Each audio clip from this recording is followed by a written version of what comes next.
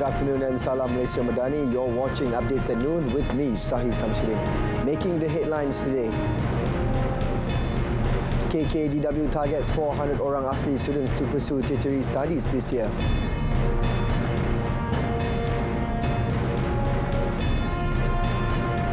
Level 1 heat wave alert issued in Kedah and Negeri Sembilan.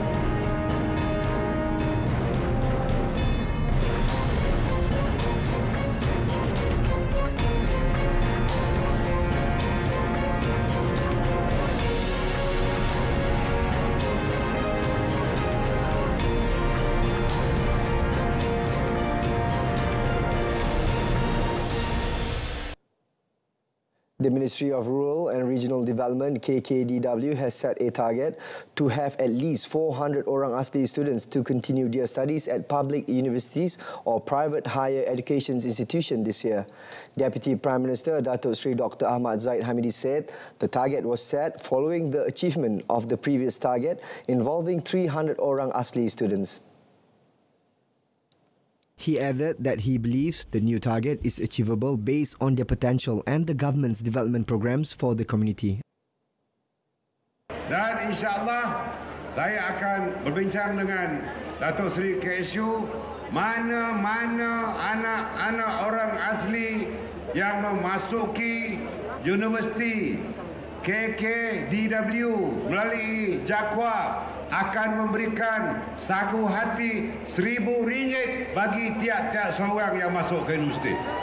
He said this at the Aidilfitri Open House hosted by the Pahang UMNO Liaison Committee at Laman Sejahtera Sungai Koyan yesterday. The Deputy Prime Minister also gave his assurance that the government will continue to improve infrastructure in orang asli villages, including water supply and electricity as well as housing. Meanwhile, Datuk Seri Zahid, who is also the Barisan Nasional Chairman, said BNN Pakatan Harapan PH will not be hasty over the distribution of seats for the upcoming 6 state elections. He said the approach was also to avoid clashes or any problems that might arise if the chosen candidate did not win. In addition, he said the negotiation for seat distribution among parties in the unity government also involves certain procedures, including discussions between BN and PH at the state level before going to the national level to be finalised among the presidents of the relevant parties.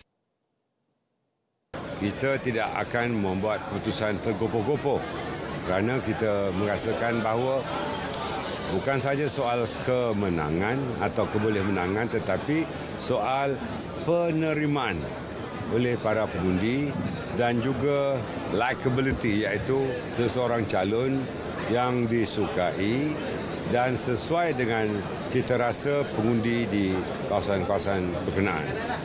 Datuk Seri Zahid also did not rule out the possibility of making changes to the list of candidates for the 6 state elections to ensure their candidates' likability based on the achievements and experience in the polls in Melaka and Johor.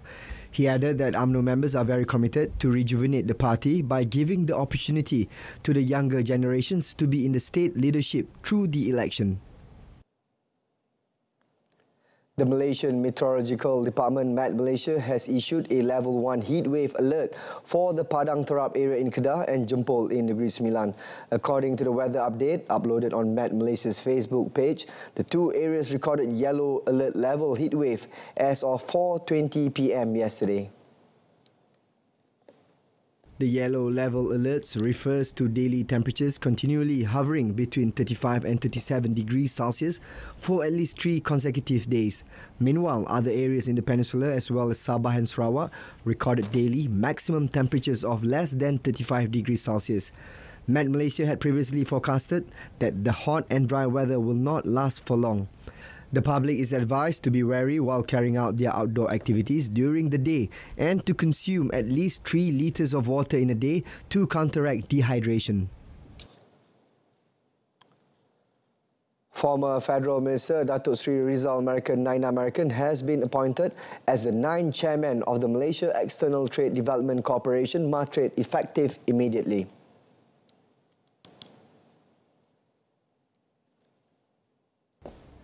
Dato Sri Rizal American has an extensive track record in government service, having served as the Minister of Housing and Local Government, Minister of Youth and Sports and Deputy Foreign Minister. Martret said, given his extensive experience in international affairs, diplomacy, government administration and industry relations, he is well positioned to lead and guide Malaysia's national trade promotion agenda and facilitate export-oriented investments into the country. The agency said his appointment as chairman will contribute to the growth and diversification of Malaysia's exports in new and existing global markets. Martret is an agency under MITI and is mandated to execute trade promotion initiatives for the country.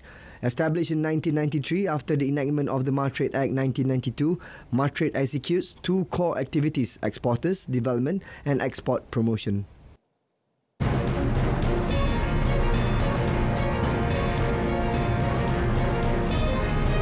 Still to come, KPDN curbs subsidised goods abuse cases. Stay tuned.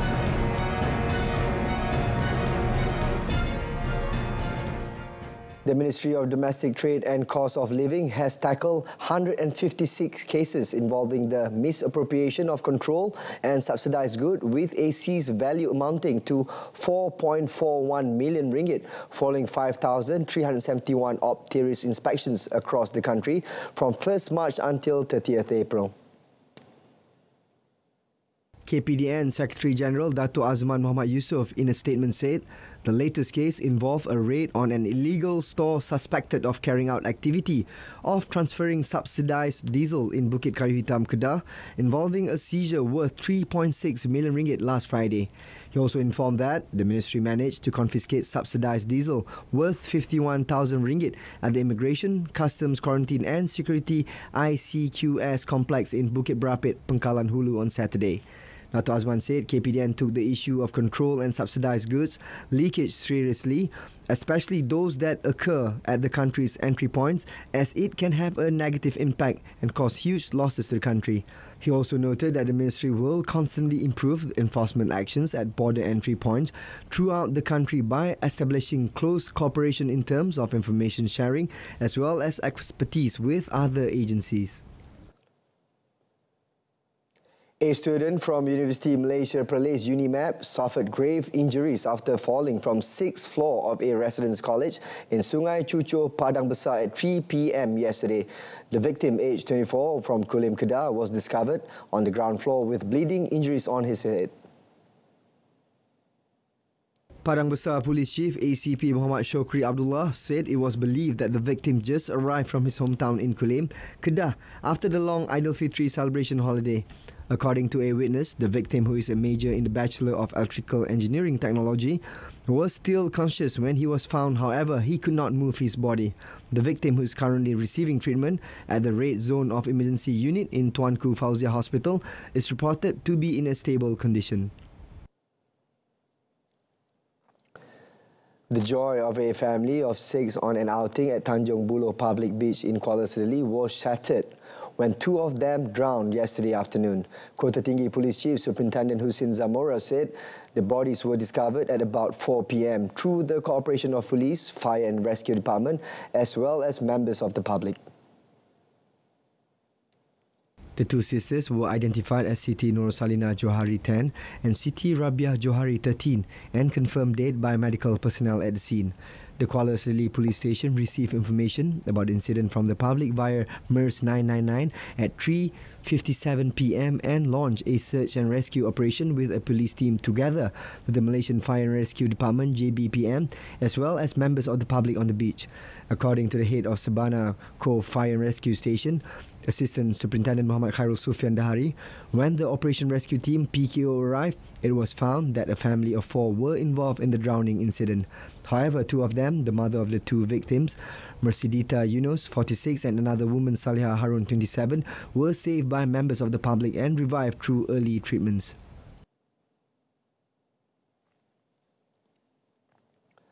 Three crew members of a tanker registered in Gabon, Africa, have been reported missing after the ship caught fire about 37.5 nautical miles northeast of Tanjung Sedili, Johor yesterday.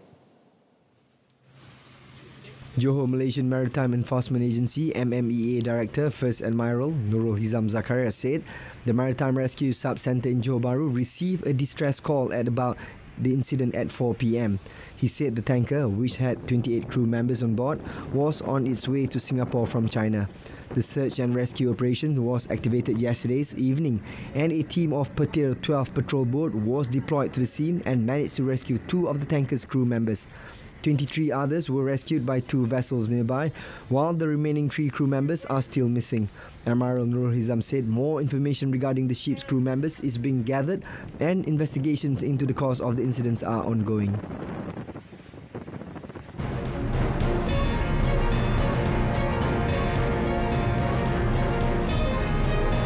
Biden Marcos discussed securing 10 South China Sea, that and more coming up in the foreign segment.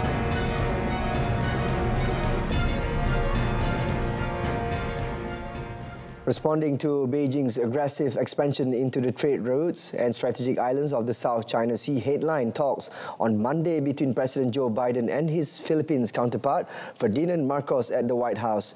Marcos is on a 4-day trip that follows last week's state visit to Washington by South Korean President Yoon Suk Yeol and a White House meeting in January between Biden and the Japanese Prime Minister Fumio Kishida.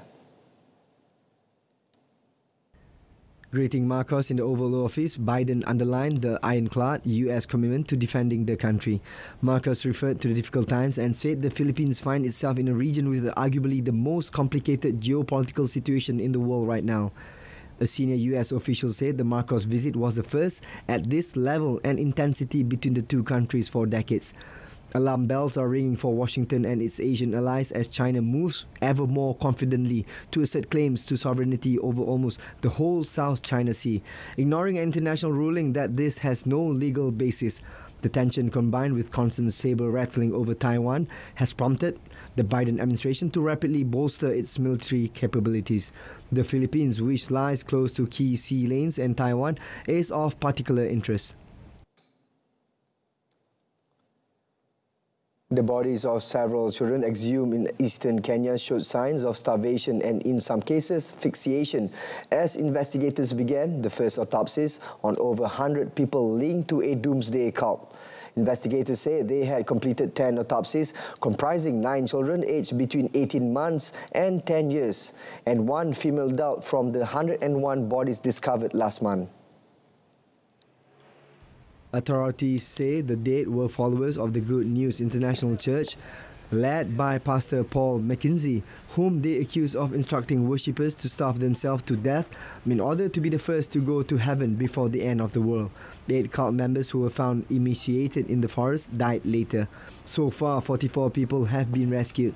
McKenzie has been in police custody since 14 April alongside 14 other suspected cult members. Chief Government Pathologist Johnson Nadeau said most of them had features of starvation and 2 victims show signs of asphyxiation. The death amount to one of the worst cult-related tragedies in recent history, and the toll is expected to rise further, with the Kenyan Red Cross saying more than 300 people have been reported missing.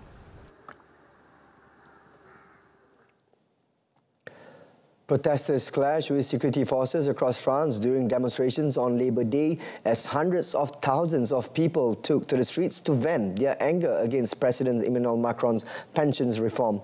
Unions had been hoping for a vast turnout nationwide to further rattle Macron. Macron last month signed a law to raise the retirement age from 62 to 64, despite months of strikes against the bill. At least 108 police were wounded, 25 in Paris, and 291 people detained across France as violence erupted in several cities on the sidelines of the main union-led marches. In Paris, radical protesters threw projectiles at police and broke windows of businesses such as banks and estate agents, with security forces responding with tear gas and water cannon. Interior Minister Gerald Darmanin urged that those who attack the police and public property be severely punished.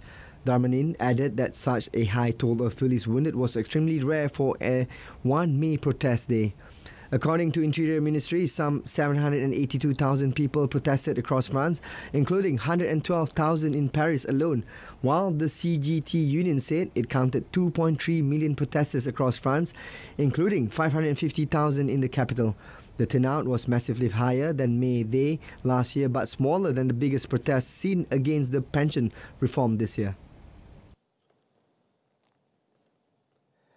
At least 6 people died yesterday after a dust storm caused visibility to plummet along a US highway, leading to crashes involving nearly 100 vehicles. Some 40 to 60 passenger vehicles, along with 30 commercial vehicles, crashed in the midwestern state of Illinois due to the excessive wind blowing dirt from farm fields across the highway. The Illinois State Police said in a statement 2 semi-trucks caught fire as a result of the late morning crashes which occurred along a 2-mile stretch of Interstate 55. The highway is a major thoroughfare connecting cities like Chicago and St. Louis. More than 30 people were taken to the hospital with injuries ranging from minor to life-threatening. Police said victims ranged from age 2 to 80.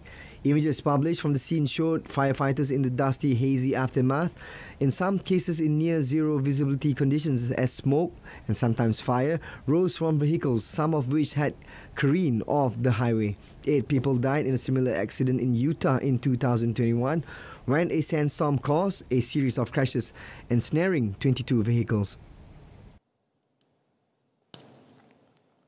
Over in Texas, police are searching for a man believed to have shot dead 5 neighbors after they asked him to stop firing his rifle in his yard late at night. The local sheriff said the victims, who were all from Honduras, included an 8-year-old child. The drunken gunman apparently stormed into the crowded house and opened fire, reportedly infuriated by the request to stop shooting his semi-automatic weapon in his yard because the noise was keeping a baby awake. Sheriff Greg Capers of San Jacinto County, which is north of Houston, described the horrifying scene when authorities arrived at the residence after receiving a call about harassment around 11:30 p.m. Friday. The victims, aged from 8 to 40 years old, were strewn from the front door through the house to an inside bedroom where 2 women were found lying on the top of 2 traumatized children who survived the massacre. Texas authorities said an arrest warrant had been issued for Francisco Oropeza, the 39-year-old Mexican national, charging him with 5 counts of murder. The shooter is believed to have left the country, but the sheriff's office has urged nearby residents were to stay home. The Texas killings appeared to be the latest in a series of shootings spawned by normally banal interactions. With more firearms than inhabitants, the United States has the highest rate of gun death of any developed country, 49,000 in 2021, up from 45,000 the year before.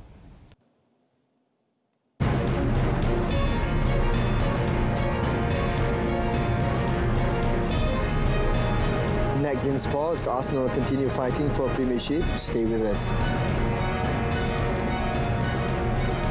Sukan Si Kemboja 2023.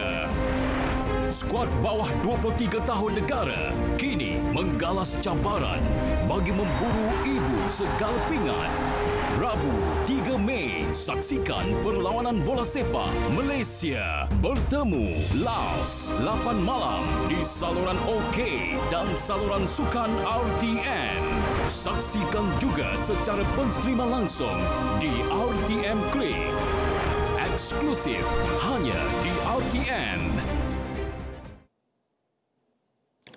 Sports venue across Phnom Penh are gearing up to host the 32nd Southeast Asian Games, SEA Games. The first time the regional multi-sport tournament will be hosted in Cambodia. 3 decades of civil war and another 2 decades of post-war recovery meant that the Southeast Asian nation had never been able to hold the biennial event. Regional athletes are set to compete in 37 sports, where among them Cambodia has decided to include 3 traditional categories, Auk Chak Trang, Khmer Chess, as well as 2 martial arts, Bokator and Khmer. Organisers say the SEA Games present an opportunity for traditional sports to be broadcasted to foreign spectators. Although the main events will primarily be held at the venues around Phnom Penh, including the Morodok Tek Ho National Stadium, certain events requiring special terrain such as mountain biking and long-distance running will be held around Siem Reap. Cambodian Prime Minister Hun Sen last month announced that the entrance tickets to the Games will be free of charge to all Cambodian citizens. The 32 SEA Games will be held from 5th to 17th May. The Malaysian Football League MFL has confirmed that it owes some prize money from the 2020 season to Johor Darul Takzim JDT and that it was expected to be fully settled this year. Its president, Dato' Abdul Ghani Hassan, said the payments would be done in stages in August and October this year. However, he declined to disclose the amount involved. Memang ketika itu MFL dalam keadaan yang begitu tertekanlah sebabkan penajaan, menarik balik penajaan, mengurangkan penajaan dan sebagainya. Maka sebagai mantan Presiden MFL, Tengku memahami keadaan ini dan bersetujulah di atas permintaan saya ketika itu untuk melengahkan. Tetapi bagi kelab yang lain yang punya hadiah tunai, kita jelaskan tidak ada apa-apa tunggakan. Dato' Abdul Ghani said this to reporters at the Sports Writers Association of Malaysia SAM Aidilfitri Open House. JDT owner Tengku Ismail Sultan Ibrahim previously revealed that the Football Association of Malaysia FAM had an old debt that had yet to be settled and wanted the amount to be used to offset the possible fine against the club following 3 incidents of burning flares among JDT supporters at matches. However, 2 days ago, FAM President Dato' Hamidin Muhammad Amin denied that the parent body had a debt with JDT and said that Tengku Ismail may have meant the prize money owed to JDT by MFL. Arsenal are still fired up after their defeat by rivals Manchester City. Manager Mikel Arteta said, but added that his side clearly need to improve if they hope to keep their Premier League title hopes alive with a win over Chelsea tonight. Arsenal have relinquished their lead at the top of the standings following a run of 4 games without victory, including 4-1 defeat by City and draws with Liverpool, West Ham United and Southampton. Now it's not in our hands, and what is in our hands is to win our games. That's what we're going to try to do, and the rest is down to City. It was a big night, and we didn't produce the performance that we wanted, and we deserve to lose the game, and we have to move on. But I think it was a good reality check as well, in the way that they stepped up the level. We could not reach that level. But a reality check as well that you have stepped to that level for 10 months. So believe in what you do because you are so good as well. Arteta said defender William Saliba, who had impressed this season but has not played in over a month due to a back injury, will not be available for selection, adding he has not improved this week at all.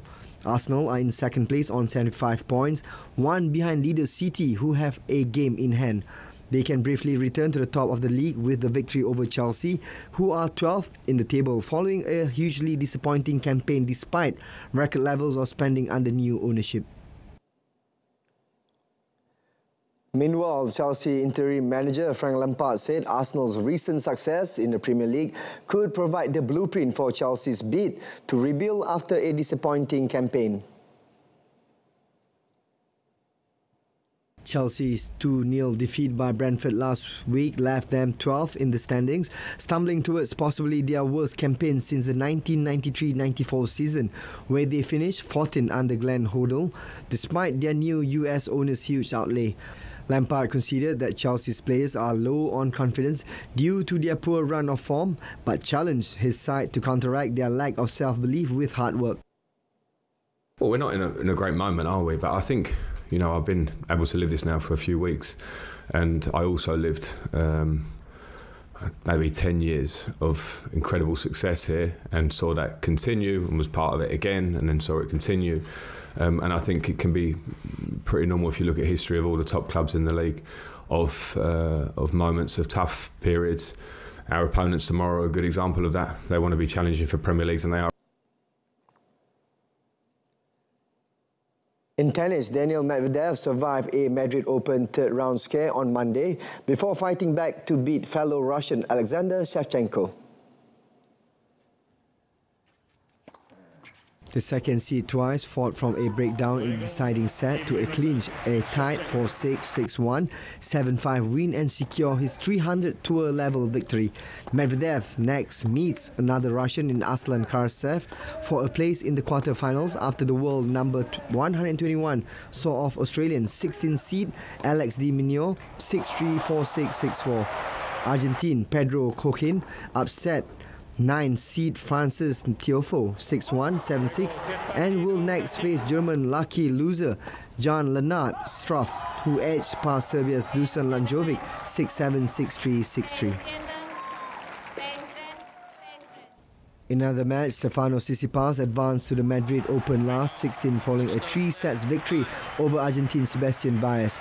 The Greek fourth seed won the final 4 games of the opening set and the last 3 of the decider en route to a 7-5, 3-6, 6-3 victory. Tsitsipas next meets home favourite Bernabe Zapata Miralles, who continued his dream run with a 6-3, 3-6, 6-3 win over Russian qualifier Roman Safiullin. China's Zi Zhenzhang meanwhile upset British 11 seed Cameron Norrie 2-6, 7-6, 7-6 to set up a last 16 tie against Taylor Fritz after the American seeded 8 beat Christian Garin of Chile 6-1, 7-6. Dalam kita membangunkan aplikasi yang memberi kesejahteraan kepada negara, ada yang menyalahgunakannya.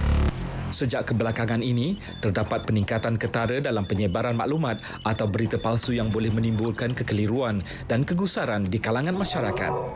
Ancaman berita palsu tanpa verifikasi sumber, fakta dan maklumat memberi impak serta implikasi negatif kepada rakyat dan negara. Sebarang penyebaran berita palsu akan dikenakan tindakan undang-undang serta didakwa mengikut Seksyen 505 Kanun Keseksaan dan Seksyen 233 Akta Komunikasi dan Multimedia 1998. Denda maksimum RM50,000 atau penjara tidak melebihi 1 tahun atau kedua-duanya dan juga denda selanjutnya setiap hari kesalahan berjumlah RM1,000. Bersama, cegah berita palsu. Sebar fakta, bukan dusta. Tidak pasti, jangan kongsi.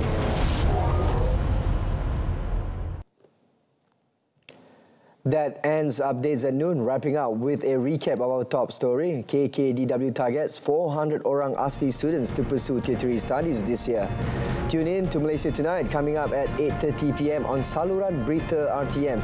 You can stream the channel on YouTube or RTM Clicks web portal and mobile app. I'm SAHIH. Stay tuned to TV2 and Salam Malaysia Madani.